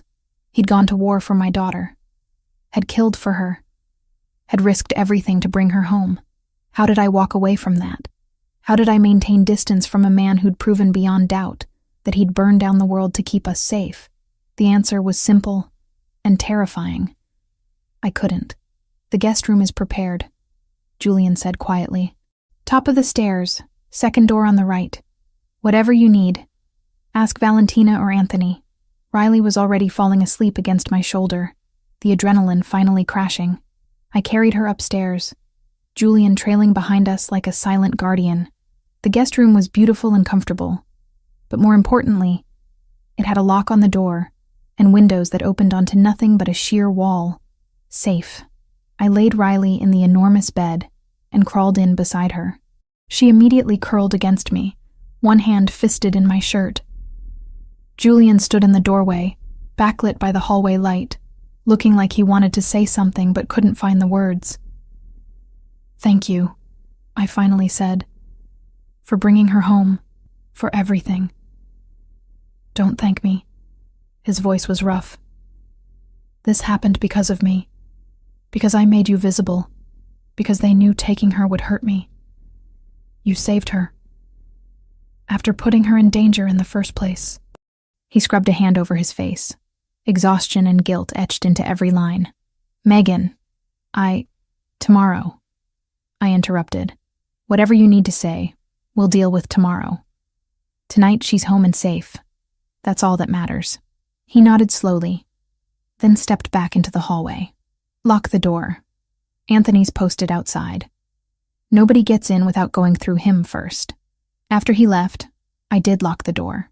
Then I held my daughter and listened to her breathe until exhaustion finally claimed me too. Tomorrow would bring questions, consequences, and decisions I wasn't ready to make. But tonight, Riley was alive in my arms, And I'd never forget the sight of Julian DeLuca carrying her out of that warehouse like she was the most precious thing in his world, because I was starting to realize that to him, she was, and so was I. Riley woke screaming at 2 a.m. I'd been dozing fitfully beside her, hyper-aware of every sound, every shadow. The moment her cry pierced the darkness, I was awake, pulling her against me. "It's okay, baby. You're safe. I'm here." She sobbed into my shoulder, small body shaking. "They're going to come back. They said they'd come back if Mr. Julian didn't do what they wanted. They're not coming back." I stroked her tangled hair, trying to sound confident. Mr. Julian made sure of that. But even as I said it, doubt crept in. Julian had rescued her, but he'd admitted one man escaped. Kozlov himself, probably, the head of the snake still slithering free. A soft knock at the door made me tense. "Megan?" "It's Julian." I carefully extracted myself from Riley's grip and opened the door. Julian stood in the hallway wearing dark sweatpants and a t-shirt, hair disheveled like he'd been lying down but not sleeping. Anthony hovered behind him. I heard her scream. Julian said quietly, "Is she okay?" "Nightmare." I glanced back at Riley, who'd curled into a ball on the bed. "She thinks they're coming back." Something dark crossed Julian's expression. "May I come in?" I hesitated, then nodded and stepped aside. Julian moved to the bed, sitting carefully on the edge. Riley's eyes opened, puffy and red from crying. "Piccola," he said gently. "Can I tell you something?"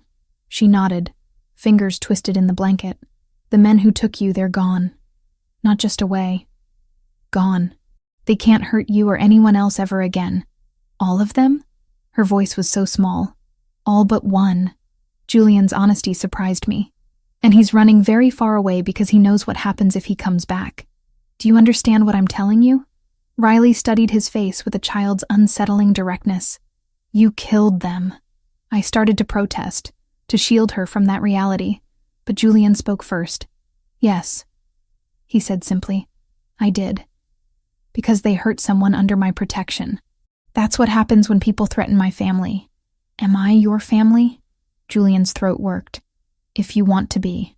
Riley considered this, then nodded. "Okay, then I'm not scared anymore." Just like that. The resilience of children, accepting protection from the monster who destroyed other monsters on her behalf.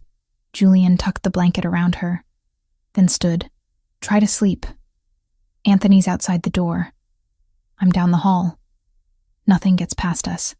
After he left, Riley settled back against me. Within minutes, her breathing evened out into genuine sleep. I lay awake, staring at the ceiling, processing what had just happened. Julian had admitted to killing men in front of my 5-year-old daughter. And instead of being horrified, she'd found comfort in it. What kind of world had we entered where violence was reassurance? Morning came with weak sunlight filtering through heavy curtains.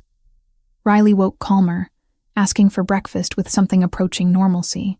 We found our way downstairs to discover Valentina already in the kitchen, preparing what looked like enough food for an army. "Buongiorno," she said warmly, pulling Riley into a hug. "How did you sleep, Kara?" "Better after Mr. Julian came." Riley climbed onto a stool at the kitchen island. "He said the bad men are gone forever." Valentina's eyes met mine over Riley's head, understanding passing between us. "Yes, well, Julian is very good at making sure bad people don't bother his family." Over pancakes and fruit, Riley gradually relaxed. She told Valentina about the warehouse, about being scared, about how she'd known Julian would come because he'd promised. I let her talk, watching color return to her cheeks, seeing her process the trauma in the way children do, direct and matter-of-fact. Julian appeared around 10, freshly showered and dressed in dark jeans and a gray Henley. He looked less like a Mafia boss and more like a dangerously attractive man who happened to command an army. "Can I borrow your mama for a few minutes?" he asked Riley. She looked at me for confirmation. I nodded. "Stay with Valentina. I'll be right back." Julian led me to his office and closed the door. The room felt different in daylight, less intimidating. Maps still covered one wall, but now I could see they showed port layouts, shipping routes, territory markers. "We need to talk about what happens next," Julian said, moving to lean against his desk. What happens next is we go home and try to rebuild some normalcy. You can't. No apology in his voice, just statement of fact. Your apartment isn't secure. Anyone who knows where you live knows where to find you. And Kozlov is still out there. You said he's running. For now. But men like him don't forget. They don't forgive. Riley is a loose end, and so are you. He crossed his arms. Until I eliminate the threat permanently, you're staying here. You can't just order us to live with you. I'm not ordering. I'm stating reality. His dark eyes held mine. Do you want to take Riley back to that apartment and wonder every time you hear footsteps in the hallway if it's him? Wonder if the car following you is surveillance or attack? Second guess every stranger on the street? The scenarios he painted made my stomach clench. Because he was right. I'd never feel safe there again. How long? I asked. However long it takes. That's not an answer. It's the only one I have. He moved closer. Megan, I know this isn't what you wanted, but that video they sent you, that was the opening move, not the end game. Kozlov wants to hurt me, and he knows the best way to do that is through people I care about. We're not your responsibility. Yes, you are. Firm. Absolute. I made you mine when I decided to protect you. That's not something I take lightly or walk away from halfway. The possessiveness in his words should have made me angry. Instead, exhaustion won out. What about Riley's school? My work? We have lives, Julian. Riley transfers to a private academy with better security. I know the headmaster. He owes me favors. You can work from here. The house has a studio space you can convert for photography. He'd clearly thought this through. Or you can take a break from working while Riley recovers. I'll cover expenses. I don't want your money. Then consider it compensation for the danger my world brought to your doorstep. His voice softened slightly. I'm not trying to control you. I'm trying to keep you alive. A knock interrupted before I could respond. Anthony entered without waiting for permission. His expression grim. Boss, we've got a problem. Julian straightened immediately. What kind? Christopher. Anthony pulled out his phone, showed Julian something on the screen. Security footage from the warehouse. He was there. The blood drained from Julian's face. Show me. Anthony pulled up the footage on Julian's computer. Grainy night vision showed the warehouse from an exterior angle. Timestamp read 3 hours before the kidnapping. A figure approached the building, walked to a side door. The camera angle caught his profile as he glanced back. Christopher DeLuca. Julian's hands curled into fists. When was this taken? Day of the kidnapping. 12:48 p.m. Anthony's voice was carefully neutral. He was there before Riley was taken. Before we even knew she was missing. He set it up. The realization hit me like a physical blow. Your brother helped them kidnap her. Not just helped. Julian's voice had gone deadly quiet. He probably provided the intel. School schedule, security gaps, pickup procedures. Everything they'd need to take her cleanly. Valentina appeared in the doorway, her face pale. Giuliano, tell me I didn't just hear what I think I heard. Julian turned to his mother. Christopher betrayed us. He gave the Russians the information they needed to take Riley. No. Valentina shook her head. Rosary beads clutched tight. No, he wouldn't. Not after Sophia. He knows what it's like to lose a child. That's exactly why he'd do it. Julian's jaw was tight. He wants me to feel what he felt. Wants me to understand the pain of watching a child disappear. He's sick, Valentina protested. He's broken. He doesn't know what he's doing. He knows exactly what he's doing. Julian pulled out his phone. Anthony, where is he now? Last known location was the apartment downtown, the one you set up for him after he moved out. Send a team. Bring him here. Giuliano, no. Valentina moved between him and Anthony. He's your brother. He put Riley in danger. He allied with the people who killed his own daughter. Julian's voice cracked slightly. He's not my brother anymore, Mama. He's a threat. The pain in Valentina's eyes was unbearable to watch. Please, let me talk to him first. As his mother. One conversation before you do whatever you're planning. Julian's expression was stone. But after a long moment, he nodded once. One conversation. Then he answers for what he's done. 2 hours later, Christopher was brought to the mansion. Not in handcuffs, not restrained, but flanked by Anthony and two other men who made it clear he wasn't leaving without permission. He looked worse than the last time I'd seen him.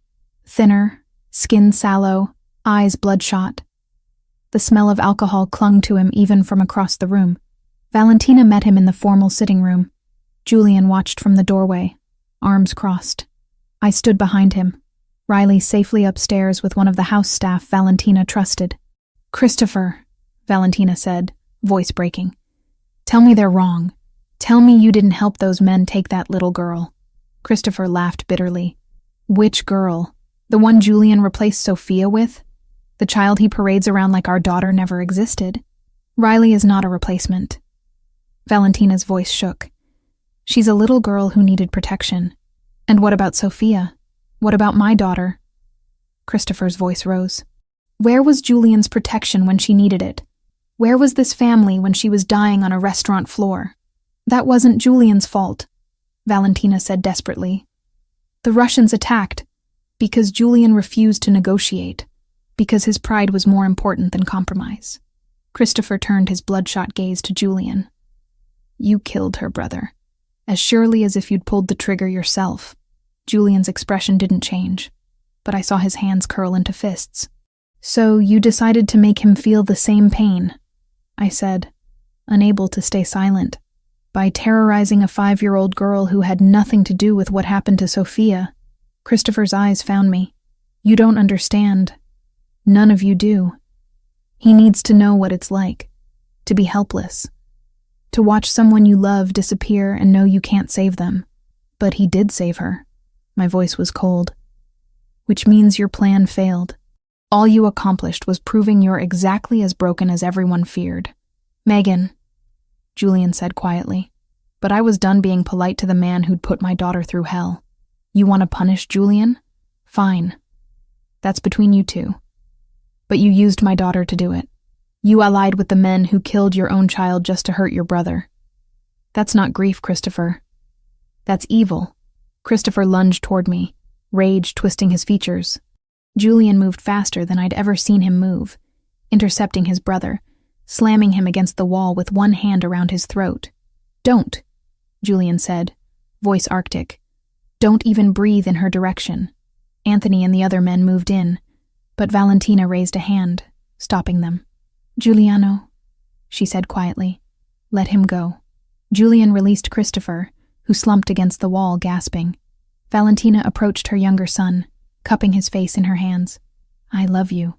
I have always loved you. But what you did, I cannot forgive. Not yet. Maybe not ever." Tears streamed down Christopher's face. "Mama, no."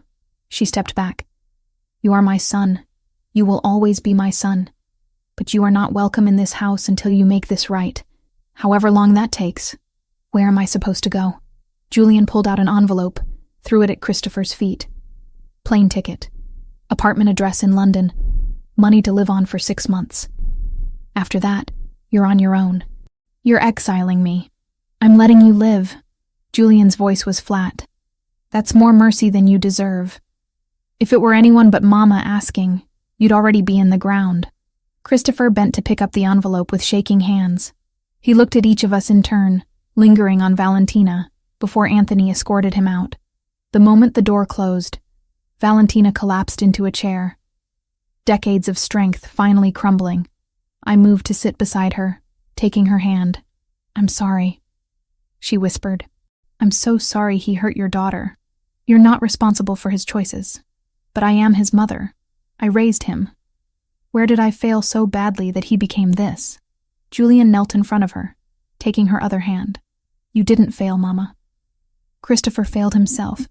He chose grief over healing, chose revenge over family. That's not your fault." Valentina pulled both of us close, holding on like we were lifelines in a storm. Later, after Valentina had gone to rest, and Julian had disappeared to handle whatever aftermath came from exiling his brother, I found myself in the garden. Riley played on the grass nearby, laughing as a puppy Valentina kept chased her in circles. Normal child sounds, so at odds with the violence surrounding us. Anthony appeared at my side. "Ms. Collins." "Megan," I corrected automatically. "Megan." He nodded. Boss wanted me to tell you the threat level just dropped significantly. With Christopher gone and the Russians scattered, you're considerably safer, but not completely safe. No, his honesty was refreshing. Kozlov's still out there, but he's weakened. Lost his inside source, lost his men, lost his leverage. He'll rebuild, but it'll take time. Months, maybe longer. Long enough to feel like we can breathe again? That's up to you to decide. Anthony glanced at Riley. For what it's worth, I've worked for Julian for 8 years. Seen him lose people, gain people, make hard calls most men couldn't live with. And I've never seen him look at anyone the way he looks at you and your daughter. What way is that? Like he'd burn the world down if it meant keeping you safe. Anthony's expression was unreadable. Just thought you should know. He walked away, leaving me to watch Riley play and wonder how I'd gotten here. How a chance encounter in a cafe had led to this moment where a mafia boss's protection felt less like a cage and more like home. The answer scared me more than the danger ever had, because somewhere along the way, I'd stopped wanting to leave. 3 months passed in a blur of domesticity I'd never expected to experience. Riley thrived at her new private school, making friends and laughing again. Her nightmares came less frequently, and when they did, she'd pad down the hallway to where Julian worked late, climbing into his lap until the fear passed. I'd converted the mansion's sunroom into a photography studio, taking on select clients while building a portfolio that actually reflected my skill rather than desperation. Money was no longer a constant source of panic. And Julian. Julian was everywhere and nowhere, always present even when business took him away for days at a time. We hadn't discussed what we were to each other, hadn't labeled the way his hand found my lower back when we walked together, or how I'd started waiting up for him when he worked late, how Riley called him Julian, but meant something closer to Dad. It was easier not to name it. Safer. Ryan's custody case had dissolved without trial. His lawyers withdrew after Victoria Hale presented evidence of his violent history that somehow kept multiplying. Julian's doing, undoubtedly, though he'd never admitted it. The Russians remained quiet. No attacks, no threats, no sign of Kozlov beyond intelligence reports that placed him somewhere in Eastern Europe, licking his wounds. Life felt almost normal. Almost. I knew it couldn't last. The realization came on a Tuesday afternoon. Riley was at school, I was editing wedding photos, and Julian was supposedly handling business at the port. But something felt wrong, a tension in the air that reminded me of the days before the kidnapping. My phone buzzed. Julian's name on the screen. Come to my office. Now. No explanation. No pleasantries. Just command. The kind he used when situations were critical. I found him standing at the windows overlooking the garden, shoulders tight with tension. Anthony stood nearby, along with 2 men I recognized from Julian's security team. What's wrong? I asked. Julian turned, and the look on his face made my blood run cold. Kozlov is dead. I blinked. That's good news, isn't it? The threat's eliminated. It would be. Except he didn't die from natural causes. Julian pulled up something on his computer, turned the monitor so I could see. Grainy security footage showed a man slumped in a chair, blood pooling beneath him. He was executed. Professional hit, clean and efficient. 2 days ago in Prague. Who killed him? That's the question. Julian's jaw was tight, because whoever did it left a calling card. He zoomed in on the image. On the wall behind Kozlov's body, someone had spray-painted a symbol, a crown over crossed swords. What does it mean? I asked. It's the mark of the Bellini family. Italian organized crime, based in Naples, but with operations throughout Europe. Julian rubbed his face tiredly.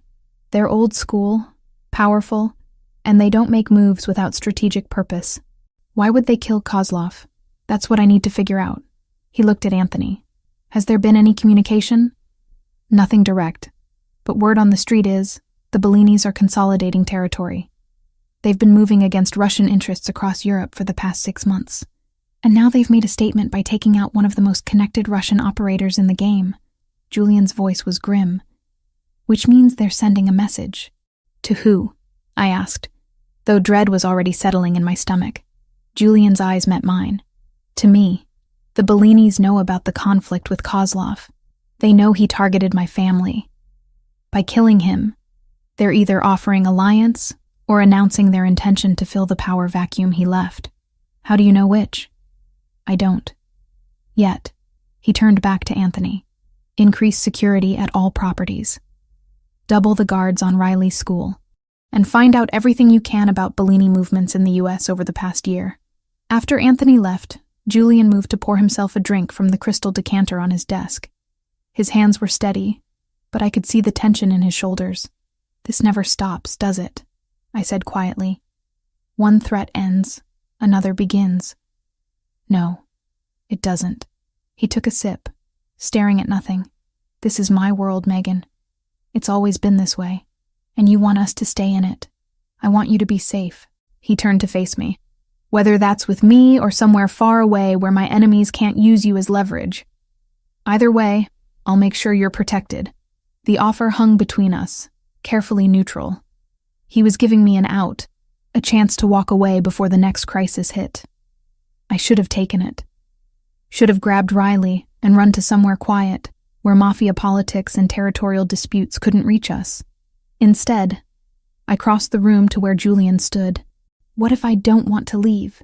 His expression shifted, hope and fear warring on his face. Then you need to understand what that means. The danger doesn't end. Every choice I make creates enemies. Every alliance I forge comes with complications. You and Riley will always be potential targets. We're already targets. I reached up, touching his face. We have been since that first night in the cafe. Walking away now doesn't erase what these people know about us. I can relocate you. New identities, new life. Somewhere they'd never think to look. And never see you again? The words came out more vulnerable than I'd intended. Never watch Riley learn Italian from you? Or see Valentina spoil her with pastries? Just disappear and pretend none of this happened? You'd be alive. Safe. We'd be alone. I held his gaze. Riley's lost enough already. She lost her father to violence and substance abuse. Lost the only home she'd known when we fled. Now she's finally found stability, found family. You want me to rip that away from her? I want her to grow up. His voice broke slightly. To have a future that isn't overshadowed by my choices. Then make different choices. The solution seemed so simple in my mind. You've consolidated territory, eliminated threats, established dominance. What if instead of always preparing for the next war, you worked toward actual peace? Julian laughed bitterly. Peace isn't possible in my world. Why not? Because no one's tried? Or because trying means admitting you're tired of the violence? The words landed like a physical blow. Julian set down his glass, hands gripping the desk edge. You don't understand what you're asking. Then explain it to me. He was silent for a long moment. When he finally spoke, his voice was raw. My father spent his entire life building what I now control. He died defending it. My sister was murdered by rivals who saw weakness. Sophia, Christopher's daughter, caught in crossfire from a war I could have prevented. Every person I've loved has paid the price for this world. And you think I'll be next? I moved closer. Or Riley. That's why you keep giving me chances to leave? Yes. What if we choose to stay anyway? What if we decide you're worth the risk? Julian's dark eyes held mine, and I saw everything he'd been holding back.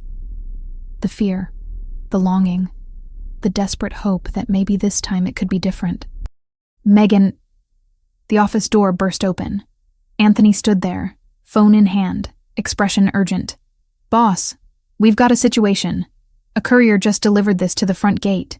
He held up an envelope, expensive cream paper with a wax seal. The symbol pressed into the wax was unmistakable. A crown over crossed swords. Julian took the envelope, broke the seal, pulled out a single card. His expression went carefully blank as he read. What does it say? I asked. It's an invitation. He handed me the card. To a meeting. Tonight. At the Bellini family's estate upstate. I read the elegant script. It says they wish to discuss matters of mutual interest regarding territorial arrangements and future cooperation. It's a power play. Julian took the card back. They've eliminated my enemy. Now they want to negotiate how we divide the spoils. Are you going? I have to. Refusing would be seen as weakness, an invitation for them to move against me directly. He looked at Anthony. Full security detail. I want routes scouted, exits identified, backup teams staged within 5 minutes of the location. Already on it, Anthony replied. After he left, Julian turned to me. I need you to take Riley and go to the safe house in Connecticut. Anthony will drive you. Leave within the hour. No, he blinked. This isn't a discussion. You're right, it's not. I crossed my arms. You don't get to send us away every time there's danger. If we're doing this, if we're really staying, then we deal with it together. Megan, these people are potentially your new allies, according to that invitation. So go to your meeting. Do your negotiation. Come home safe. I softened slightly. We'll be here when you get back. Riley and I will have dinner with Valentina, watch a movie, be completely normal. Show these Bellini people that you have something worth fighting for beyond territory and pride. Julian stared at me for a long moment. Then, slowly, he pulled me against him, arms wrapping tight. When did you become so brave? He murmured against my hair. The day I realized running wasn't keeping us safe. I pulled back enough to meet his eyes. So go. Handle your business. Then come back and tell me how it went. And if it goes badly, then Anthony will get us to safety while you burn everything down. I managed a small smile. I'm learning how your world works. He kissed me then, fierce and desperate and full of things we hadn't said aloud. When he finally pulled away, his eyes were bright. I love you, he said simply. I've loved you since you sat across from me in that cafe and trusted me with your daughter's safety. Tears blurred my vision. I love you too. So don't do anything stupid tonight. Define stupid. Anything that prevents you from coming home to us. He kissed me once more, quickly, then pulled away. I'll be back before midnight. Anthony stays here with you. Marco and his team will accompany me. After Julian left, I found Riley and Valentina in the kitchen making cookies. My daughter's hands were covered in flour, her laugh bright and free. Where's Julian? She asked when she saw me. Business meeting. He'll be back later. I ruffled her hair. How about we have a movie night? Popcorn and everything? Riley's eyes lit up. Can we watch the princess movie? Whatever you want, baby. As Valentina helped Riley wash her hands, the older woman caught my eye. She knew something was happening, could read the tension I was trying to hide. He'll come back, she said quietly. Julian always comes back. How can you be so sure? Valentina smiled. Because now he has a reason that matters more than pride or territory. He has you. He has Riley. He has family again. The hours crawled by. We watched the movie, ate too much popcorn, and Riley eventually fell asleep curled against my side. I carried her up to bed, tucked her in, and then returned to the living room where Valentina had made tea. He should have called by now, I said, checking my phone for the 20th time. These things take time. Valentina poured tea with steady hands. Negotiations, posturing, establishing dominance. It's all part of the dance. At 11:43, headlights swept across the windows. I was at the door before the car stopped, relief flooding through me when Julian emerged uninjured. He looked tired but triumphant. When he saw me waiting, his expression softened into something that made my heart skip. It's done, he said, pulling me into his arms. The Bellinis want an alliance. They'll control European operations while I maintain U.S. territory. No conflict, no competition. They even offered intelligence on remaining Russian cells. So we're safe? Safer. There will always be risks, but this takes the biggest threat off the table. He cupped my face in his hands. I told them about you, about Riley. Made it clear that harming my family would mean total war. What did they say? That family is sacred. That they respect a man who puts his people first. Julian smiled slightly. I think they were surprised I admitted to having someone I care about more than power. Are you surprised you admitted it? No. He kissed my forehead. I've known for months. I was just waiting for you to be ready to hear it. Later, after Valentina had gone to bed and the house had settled into quiet, Julian and I stood in the garden under stars that somehow seemed brighter than before. What happens now? I asked. Now we live. He pulled me closer. We raise Riley. We build something that isn't just about survival. We prove that it's possible to exist in this world without letting it consume everything good. You really think we can do that? With you? Yes. He tilted my chin up. You walked into my life by accident and changed everything. Made me remember what I was fighting for beyond territory and revenge. And what's that? This. You, Riley, Valentina, Anthony. Family. The kind worth dying for, and more importantly, the kind worth living for. I kissed him under the stars, tasting promise and hope, and the beginning of something I'd thought impossible. We weren't safe. We'd never be completely safe. But we were together. We were choosing this. And that was its own kind of victory. When we finally went inside, I checked on Riley one more time. She slept peacefully, blonde curls spread across her pillow, secure in the knowledge that she was protected and loved. Julian appeared in the doorway behind me, watching with an expression that held everything he'd been too careful to show before. She's ours, I said quietly. However this started, whatever brought us together, she's yours now as much as mine. I know. His voice was rough with emotion. From the moment I saw her shivering in that cafe, I knew I'd protect her. I just didn't realize I'd end up loving both of you. We stood there together, watching Riley sleep, and I understood that this was what mattered. Not the danger, not the violence, not the complicated politics of Julian's world. This moment, this family we'd built from chance and necessity and choice. It wasn't the ending I'd expected when I walked into that cafe 3 months ago, desperate and alone. It was better.